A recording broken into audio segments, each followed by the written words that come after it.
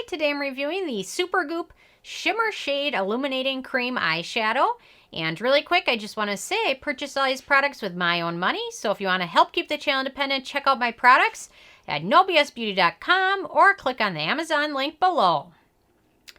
So, Supergoop had recently released these Shimmershade eyeshadows, which contain an SPF of 30 to protect your delicate eye area from sunburn, which is a pretty good idea, and I thought I definitely had to pick one of them up and give them a shot. So the shade I picked out is called First Light. There's two other shades as of right now, but First Light was seemed a little bit more universal shade to me. So although they're all pretty neutral shades, and these are eyeshadows that contain an SPF of 30, and they use mineral and chemical filters, zinc oxide 20%, and oxalate 5%.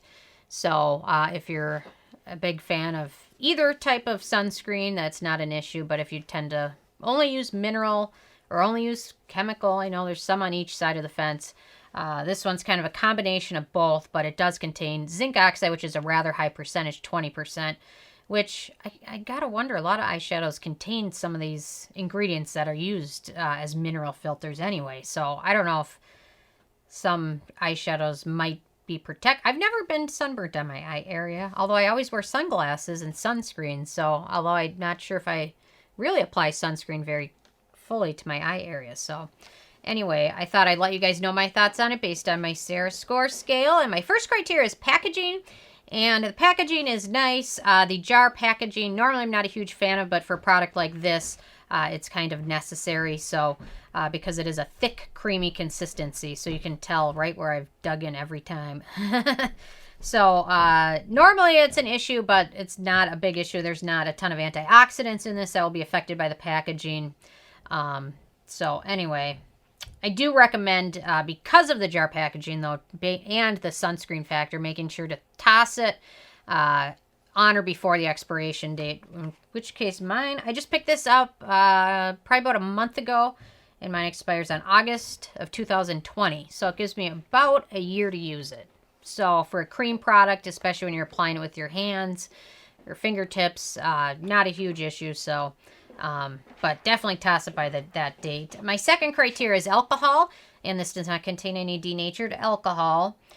Fragrance, it has no real scent to it. The last few ingredients are rose extract and jasmine floral extract, which for the most part are okay unless you have very, very sensitive skin. In which case that, with the combination of the chemical sunscreen they chose, could, especially for that delicate eye area, could be an issue. I have pretty sensitive skin, and for the most part, I didn't have any issues with it. So I'll wait till I get to my 8th criteria and let you know about that little issue I had. The manufacturing location is the U.S., so no issues with that. Ease of use, it's easiest to apply it with your fingertip. Obviously, you can see the one spot here where I continue to dig in. I don't know. I'm just weird like that. If there's one spot that's not perfect, that's the one spot, and I'll keep digging right in and leave the rest of it perfect looking. So a little bit tends to go a long way. I do wonder though, are you supposed to be applying this over your lid and your brow bone area? I don't know. It looked a little weird. I tried it that way, and then I just tried it on the lid, and it just didn't look very good when you apply it all over the entire area. So although I gotta assume your eyelid probably is a little bit more likely to be burnt than the upper brow bone area because it protrudes a little bit and probably gets a little more sun. But anyway, so it blends pretty easily. It's very nice, pretty shimmery shade. I highly recommend, though, using a primer with it, because when I get to my performance of it, if you don't use a primer, if you tend to have oily lids, this will definitely crease and kind of slide off. So using a primer beforehand will really help with that. So very easy to use, though, smooth, works very nicely over primer, and using your fingertip is very easy, although if you have one of those silicone brushes, you can certainly use that to apply. I gotta get one of those. I swear I have like 5 of them, but I can't find any of them. So anyway, so very easy to use. In terms of other antioxidants, and then pigmentation, it does have a few beneficial ingredients, chamomile, sunflower seed oils in there. The pigmentation is certainly okay. This is First Light. It's a very gold, glittery shade. Of course, I picked that one out. And that one's probably more glittery than the rest of the shades. Those have more of a matte finish to it. But if you're very particular about your eyeshadow or your look, I really do recommend checking them out in store first, because this one, the look of it online, First Light, is totally different than when you apply it and use it. It just didn't do any comparison to it. It looked totally different. So if you can check it out in store and swatch it, that's your best bet. But don't take a sample home and use it on your eye area. I don't know. I read something the other day about the samples, which I always, the samples of the makeups, because I always see somebody grab the lipstick and put it on. Or I always see a little kid in there, you know, like, I don't know. Yuck. Unless it comes out of a pump, I wouldn't put it on your face. So, anyway, so on to animal testing. Supergoop is cruelty-free, which is awesome to see. Performance. So, I highly recommend using a primer. If you don't, after about 4 to 5 hours of use, mine creased, and I could just easily wipe it off. Especially if it's something like, for me, like in the summer when I go out, like on the boat or something. This would probably be my first grab for an eyeshadow, just because I know it's got some protection there. But if it's sliding off of your face in hot weather, it doesn't do much good at that point. So definitely use a primer. There's a bit of glitter fallout, but not a ton. The glitter particles are very, very fine, which is nice. And then the other thing is I had some dryness with this, and it's probably from the amount of zinc oxide. It's 20% is a high amount. And at the end of the day, despite my lids being greasy and oily and the products kind of sliding off, my eyes still felt particularly dry at the end of the day. And to the point where I definitely needed to use an eye cream that night. So, yeah. And so for me, I haven't used it 2 days in a row. So my lid was super dry the next day as well. So I just applied moisturizer and didn't use any eyeshadow the following day. And then I could apply it. But it was kind of like the same thing would happen.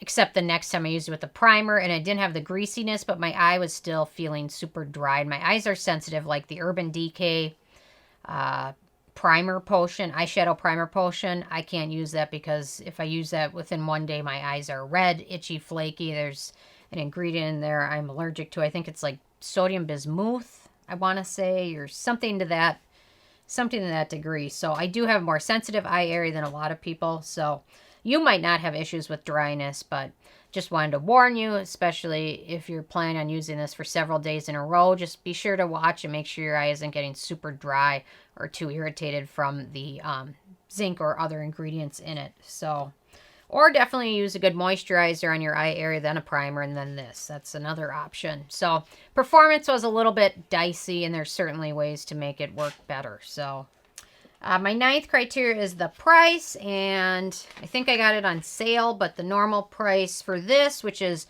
5 grams or 0.18 ounces, is $24. So, in my opinion, it's pricey for one eyeshadow, but I don't know. There's other single shadows like the Tarte Chrome Paint or whatever that are the same price, but to me, it still is pricey for one eyeshadow. So, and then my 10th criteria is the it factor. I had to give it the it factor. There really hasn't been anything like this really totally created before that I know of.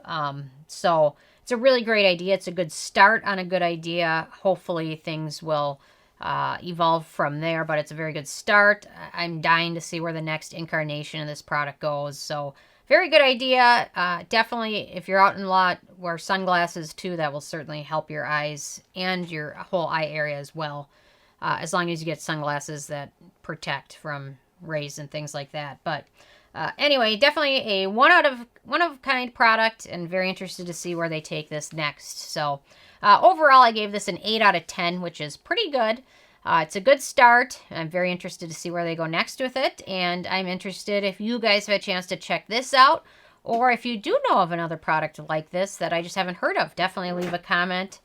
I always find something new to buy. It's not a good thing, but anyway, something new to try. I always find something new to try every day. So anyway, love hearing from you guys. Check out nobsbeauty.com. My t-shirts are below. And I've got some other stuff in the works, so definitely stay tuned for that. And thank you guys so much.